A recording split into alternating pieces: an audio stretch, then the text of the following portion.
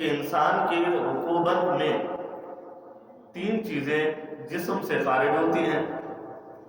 ایک کو منی کہا جاتا ہے، دوسری کو مزی کہا جاتا ہے، اور تیسری ودی کہا جاتا ہے. اسے غسل صرف منی سے ہی فرض ہوتا ہے، مزی سے یا ودی سے فرض نہیں ہوتا.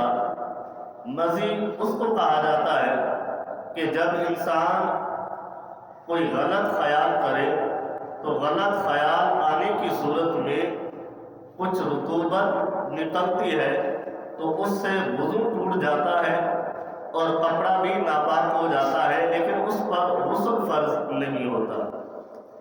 اور دوسری چیز ہے ودی. یہ وہ چیز ہے جب ہم پیشاب بیٹھنے کے لیے جاتے ہیں تو اس وقت رطوبت یا پیشاب سے پہلے یا بعد میں نکلتی ہے، اس کو شریعت میں ودی کا نام دیا جاتا ہے. اس سے بھی غسل فرض نہیں ہوتا. غسل صرف منی کے نکلنے سے ہی فرض ہوتا ہے. منی جب نکلتی ہے تو انتشار ہوتا ہے، شہوت ہوتی ہے، لیکن جب ودی یا مزی نکلتی ہے اس وقت اتنا انتشار نہیں ہوتا. غسل صرف منی کے نکلنے سے ہی فرض ہوتا ہے، ودی اور مزی کے نکلنے سے غسل فرض نہیں ہوتا. یہ معمولی سی چیزیں ہیں جو آپ کے سامنے بیان کی گئی ہے. اس میں وضاحت اور اس میں زیادہ وضاحتیں اور بھی موجود ہیں. اگر آپ میں سے کسی نے اس پر